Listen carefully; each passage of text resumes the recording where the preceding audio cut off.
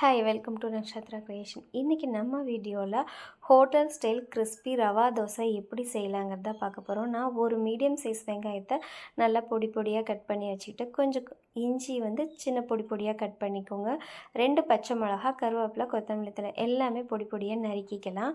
இதை நான் ஒரு பாத்திரத்தில் உங்களுக்கு வெங்காயம் நம்ம கட் பண்ணி வச்ச வெங்காயம், கருவேப்பிலை, கொத்தமல்லி தழை, பச்சை மிளகாய், இஞ்சி இதை எல்லாமே ஃபஸ்ட்டு நம்ம ஒரு பவுலில் சேர்த்துக்கோங்க. சேர்த்துட்டு நான் இன்றைக்கி எந்த கப்பில் அளவு எடுக்கிறேனோ அதே கப்பில் நம்ம ரவை எடுக்கிறோமோ அதே கப்பில் தண்ணி எடுத்துக்கலாம். நான் எனக்கு பார்த்திங்கன்னா ஒரு 3/4 கப் அளவுக்கு ரவை எடுத்திருக்கேன். அடுத்த பொருளையும் நம்ம இதிலேயே சேர்த்தும்போது தான் உங்களுக்கு கரெக்டான அளவு தெரியும். அதில் கொஞ்சமாக அரிசி மாவு சேர்த்துக்கோங்க. இதை கூட சேர்த்து செய்கிறப்ப நல்லா கிறிஸ்பியாக இருக்கும்.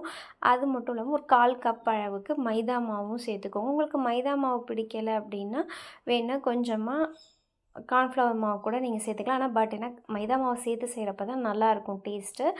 அதே இதில் நான் பார்த்திங்கன்னா ஃபஸ்ட்டு கொஞ்சம் கொஞ்சமாக தண்ணி சேர்த்து நல்லா மிக்ஸ் பண்ணி எடுத்துக்கலாம்.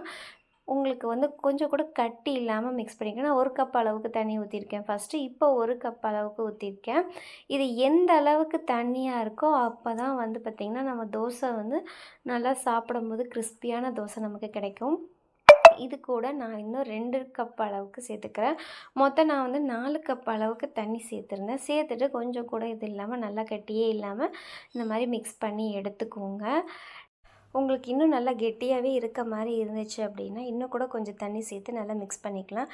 இதை அப்படியே ஒரு 1/4 மணி நேரத்துக்கு நல்லா ஒரு மூடி போட்டு வச்சிடலாம்.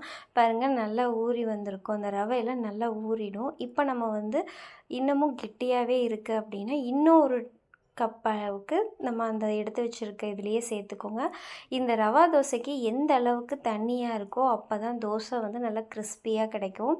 இதை மறுபடியும் நல்லா நம்ம ஒரு மிக்ஸ் பண்ணிவிட்டு இப்போ தோசைக்கல்லை நல்லா ஹீட் பண்ணி எடுத்துக்கலாம். இதுக்கு ரொம்ப ஹீட் பண்ணணும்லாம் இல்லைங்க. ஆனால் தோசை பார்த்திங்கன்னா எப்பயுமே நம்ம சிம்மில் வச்சு ஊற்றுங்க. அப்போ தான் அந்த தோசை நல்லா கொஞ்சம் இதாக கிடைக்கும். இப்போ நம்ம தோசை தவாவை ஃபஸ்ட்டு நம்ம லைட்டாக எண்ணெய் விட்டு நல்லா ஸ்ப்ரெட் பண்ணிக்கலாம்.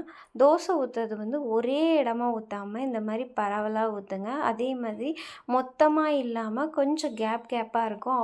அப்படி இருந்தால் மட்டும்தான் அந்த கிறிஸ்பியான தோசை நமக்கு கிடைக்கும். இந்த ஹோல்ஸ் எல்லாம் இருக்கணும். அதை நல்லா லைட்டாக கொஞ்சமாக எண்ணெய் விட்டு இதை அப்படியே சிம்லேயே வச்சுருங்க. நல்லா கிறிஸ்பியான தோசை நமக்கு கிடச்சிரும். அவ்வளோதாங்க, நமக்கு கிறிஸ்பியான ரவா தோசை ரெடி ஆகிடுச்சு. ஹோட்டல் ஸ்டைல் அளவுக்கு ரொம்ப கிறிஸ்பியாக இருக்கும். உங்கள் வீட்டில் நீங்கள் ட்ரை பண்ணி பாருங்கள். இந்த கிறிஸ்பியான ரவா தோசை அவ்வளோ சூப்பராக இருக்கும். இது கூட நம்ம தேங்காய் சட்னி ப்ளஸ் ஒரு கார சட்னி மாதிரி வச்சு சாப்பிடும்போது அட்டகாசமாக இருக்குங்க. இந்த வீடியோ உங்களுக்கு பிடிச்சிருந்துச்சு அப்படின்னா லைக் பண்ணுங்கள், ஷேர் பண்ணுங்கள், கமெண்ட் பண்ணுங்கள், சப்ஸ்கிரைப் பண்ண மறந்துடாதீங்க. தேங்க்யூ ஃபார் வாட்சிங்.